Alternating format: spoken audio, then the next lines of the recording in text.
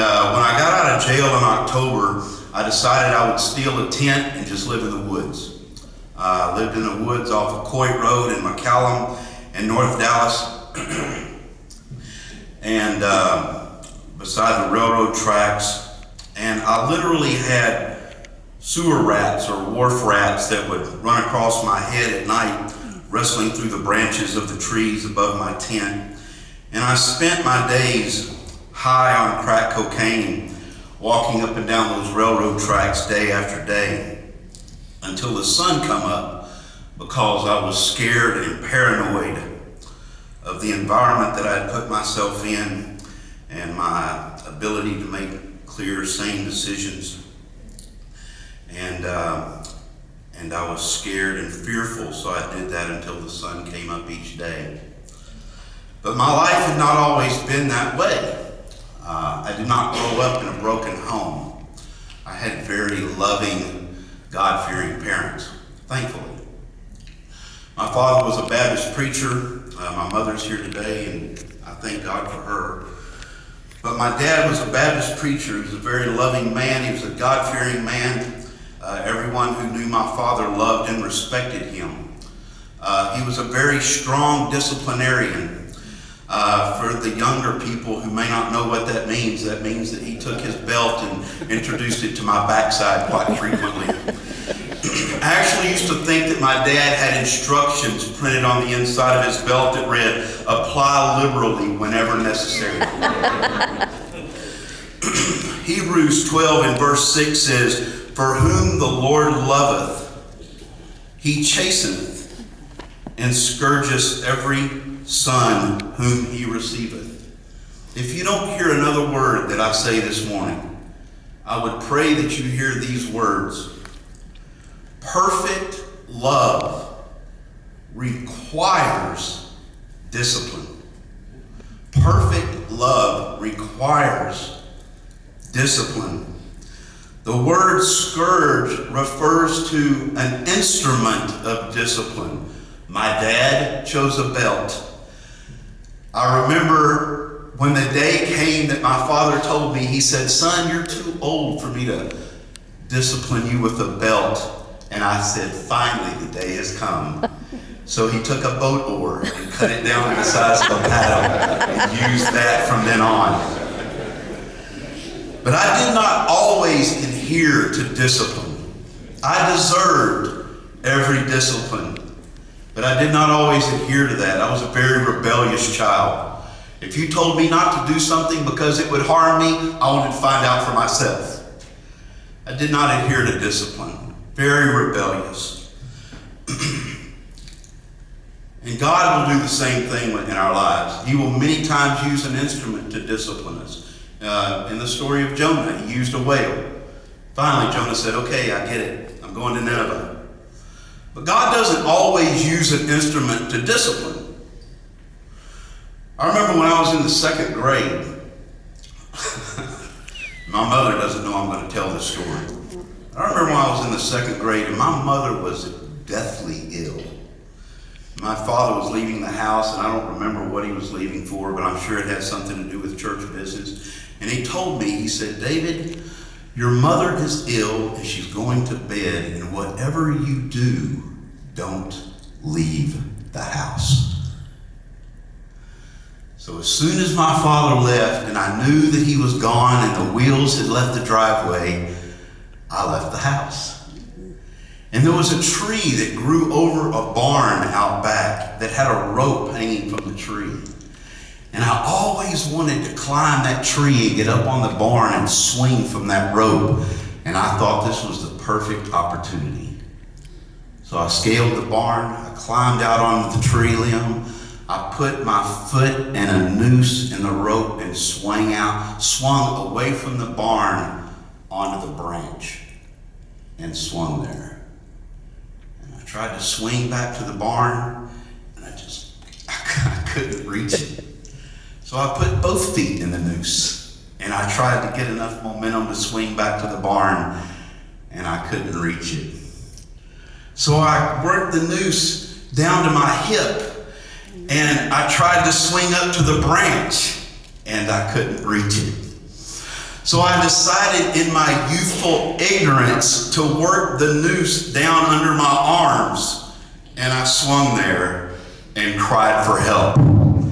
I screamed for help, and nobody came. I was probably in that tree for a matter of minutes, but it seemed like hours. And finally, there was a knock at my mother's door. And there I stood with 2 Waco police officers, explaining to my mother that they had to cut me out of a tree. I was very fearful of what was going to happen because I had disobeyed the words of my father. And because of the disgust that I had seen on my mother's face and the disappointment that I knew that I had caused, I was very fearful of what was going to happen when my father got home. But I remember my father told me, and I'm sure behind closed doors, he thought that was quite funny, but he didn't come across that way when he stood in front of me. And really all he had to say to me was, I think you've learned your lesson. Next time I tell you to not do something, don't do it. What I want to impress upon you this morning is that God does not always use a scourge to get his point across. Many times our own running away from God is scourging enough. Jeremiah chapter 2 verse 19 says, thine own wickedness shall correct thee, and thy backsliding shall reprove thee. I was saved at an early age, thanks to our godly home and the preaching of my father. But my entire life, I chose to not live that way. Sure, I had an outward appearance of godliness, but it certainly wasn't that on the inside. God knew my heart. And as I grew older, my dad passed away when I was 15, and I became extremely rebellious. My mother worked 2-3 jobs to put food on the table, and I ran the streets and did what I wanted. But I still wanted to have this facade of godliness to my family. So I pretended. I got married a godly woman, had a son that you all have met if you were here last Sunday. And we divorced 7 years after we had married. And when we divorced, I said to myself, I am tired of living 2 different lives. I'm tired of this facade that I'm putting on. It's time for me to live what I believe. If there is a God, and if I'm going to be happy, I don't care anything about what I've been taught, the way I've been raised. I'm going to live life on my own terms. I'm going to do what I want. If I'm going to be happy, it's going to be by my own choosing. And I set out to do that. I started drinking. Shortly after that, I started smoking marijuana, and that led to ecstasy, powder cocaine, and my life was somewhat functional for about 15 years. And what I mean by functional is I could pay the rent, and I could hold down a job, but my rent, my bills were always late, because all of my money went to chasing what I thought was happiness. Chasing a good time, chasing a party, chasing what I thought would bring my life peace and joy. That's what I was chasing after. But I want you to know this morning that I never found it. I never found it, but I did achieve everything I sought after. I had nice cars. I owned my own business. It was a dream of mine to own a bar. I achieved that. It was never enough. I was never happy. But my drug use had came to a head in 2012. I had been smoking crack cocaine for 3 years at that point. And when I was arrested in October and got out of jail, and had lost my fourth job and was evicted from my fourth home that at the time didn't even have power or running water. I gave up. I gave up. I pitched a tent in the woods and accepted the fact that I was a drug addict and this is all I was going to be.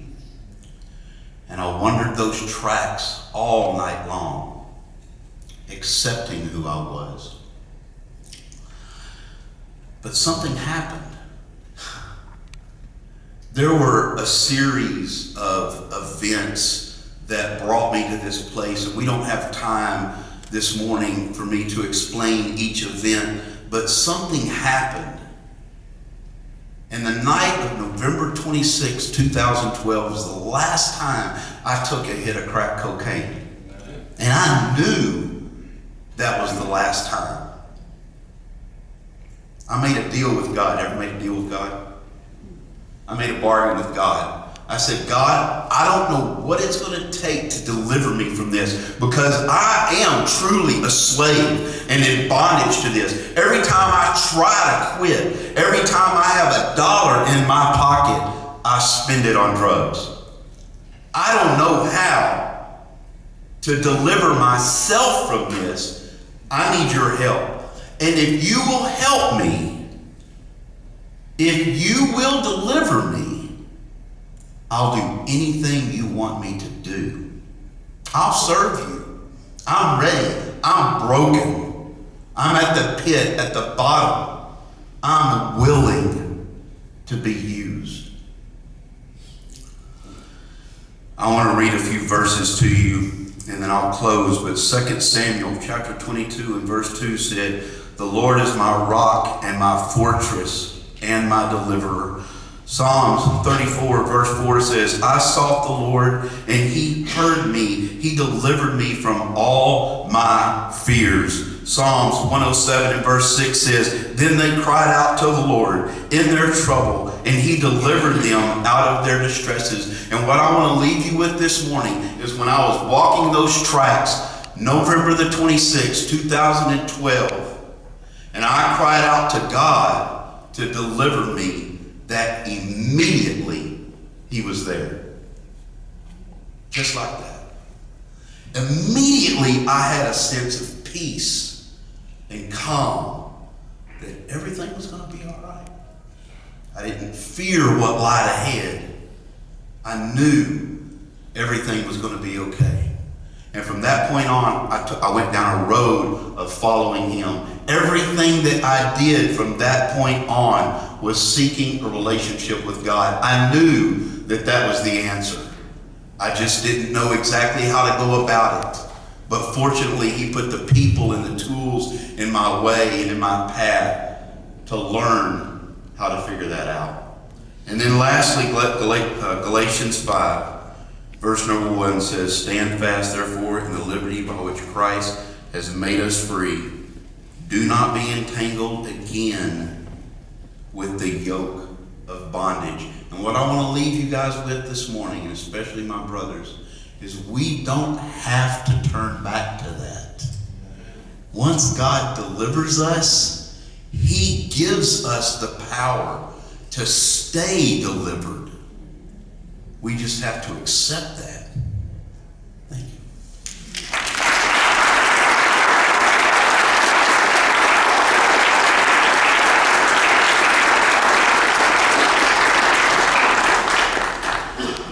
We are people of faith. We are people that are in the world.